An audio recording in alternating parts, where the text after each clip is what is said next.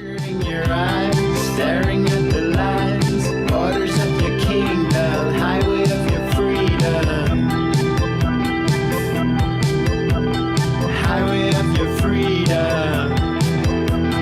Shooting on your iron board, you've been gifted all the good bottom.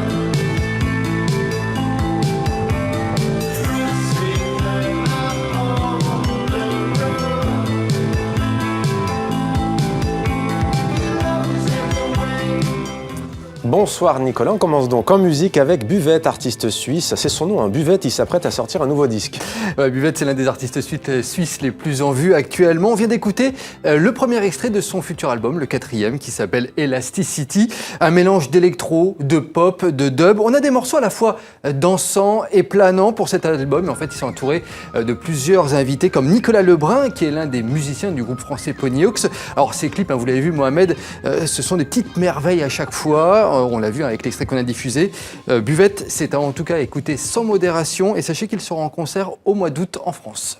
Une idée d'exposition, si vous êtes de passage à Paris cet été, ça s'appelle Play, Nicolas, une exposition comme son nom l'indique, consacrée aux jeux. Ça se passe à la Cité de la mode et du design, la cité qui se transforme en fait en immense terrain de jeu, mélange de jeux traditionnels et de jeux futuristes, des ateliers de dessin, de jeux de construction, mais on pourra aussi par exemple faire de la poterie virtuellement, photocopier ces dessins qui seront ensuite projetés au mur grâce à une machine magique.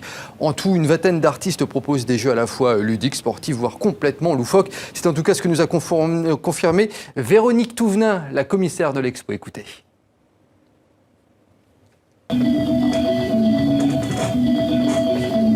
Cette expo, c'est pour tout public, pour tous les âges. Et en fait, l'idée, c'est de faire vivre une expérience autour du jeu.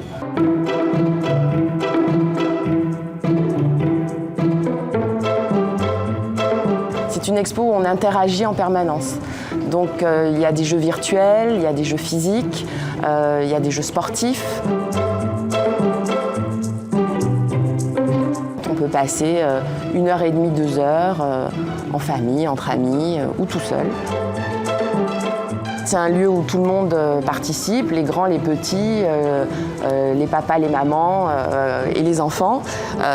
Et ce sont souvent les adultes qui sont les plus impliqués. Et je pense qu'ils y prenaient autant de plaisir que leurs enfants, sinon plus.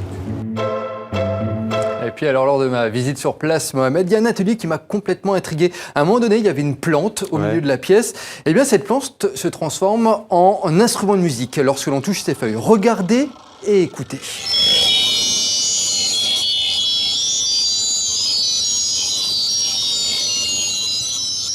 Alors Mohamed, comment ça se fait ce phénomène? C'est grâce à l'électricité statique. On touche la feuille et voilà, ça fait un son. On peut faire un petit morceau avec. C'est vraiment étonnant. L'Expo Play, c'est donc à la Cité de la mode et du design à Paris. C'est jusqu'au 21 août et il faut savoir que l'entrée est gratuite.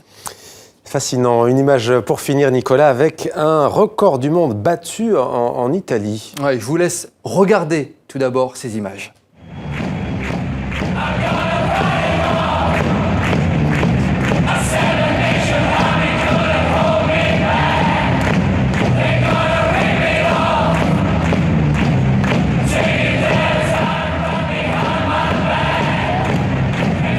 Mohamed, je ne sais pas si vous avez eu le temps de compter, ils étaient 1200 sur scène à jouer ensemble. C'était à Cesena en Italie. Ils ont donc battu le record du plus grand nombre de musiciens à jouer au même moment en concert. Le groupe s'appelle Rockin' Mill. Ils ont joué devant 13 000 personnes.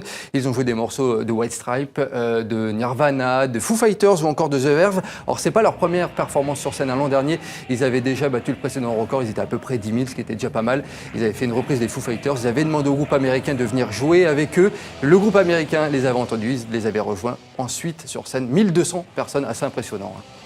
Impressionnant en effet, Nicolas. Merci beaucoup, c'était Demander le programme. Merci Nicolas et à bientôt pour une nouvelle chronique culture.